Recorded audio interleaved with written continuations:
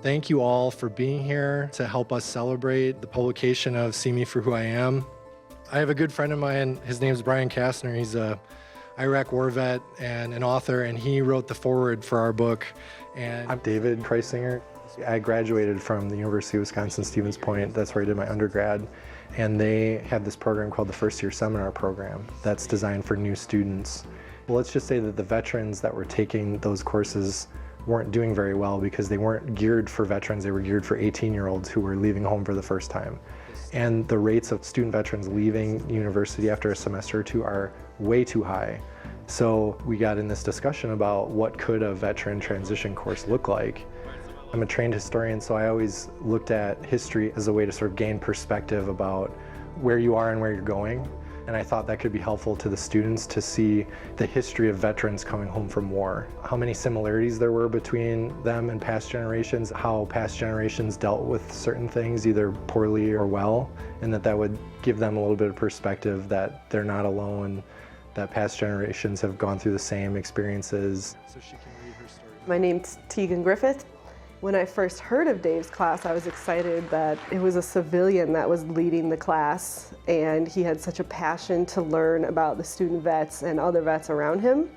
And then when he asked me to come and talk to his class, I was pretty taken aback by just his passion for us, that a civilian was caring about us so much. I heard them grumbling to each other about, what is this class about? And oh, if this is some lame transition class, I'm gonna drop it. And it took about a month that first semester before I think they really started to get comfortable with me and talk to each other and talk to me in a very open and honest way. And it really turned into this amazing dialogue about transitioning veterans. And really what we came up with was they need to be allowed the opportunity to tell their stories. And then that's how we can better welcome people home, is to give them avenues to say, this is what I went through and this is what I learned. That was really sort of the brainchild for the book. The students were tired of being stereotyped or tired of being misunderstood, and so I challenged them to tell me who they were. Tell me what you want civilians to know, and they wrote these amazing essays that eventually turned into our edited collection. And I go and I see these vets, these students in Dave's class, and they are wrestling with so much. They're in a place that I used to be in. They're so new in their transition, and I used to be there. And here they are, all of a sudden now writing their stories right out of the gate. My name is Tyler Pozlinski. I ask that you don't try and understand me. I just ask that you hear me. It's so raw and it's so emotional, so revealing to put it out there. Alone, alienated, abandoned.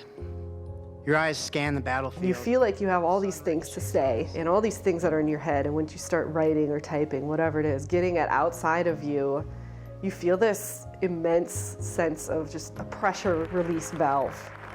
Veterans take a while before they can engage someone and open up to them. But eventually you learn to trust that person and you feel, okay, this guy's not going to try and judge me or analyze me. He actually genuinely cares and wants to listen to what I have to say. About week 10, something clicks where they're like, I can do this. I can be successful here.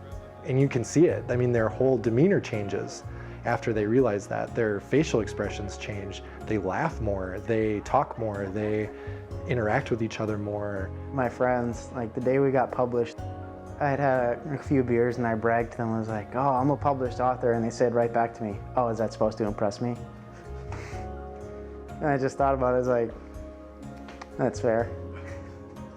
And now I know a lot of those students that were in that class, but now they're my peers at school, and we see each other, we could communicate with each other, and then you're not feeling like you're walking alone on campus.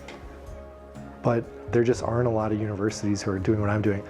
My hope, though, with our book project and all these different avenues that we've had access to tell this story, is that it will inspire other universities to at least try something along these lines. I mean, it is absolutely the most rewarding professional thing that I've ever done, to be a part of this very interesting point in these students' lives.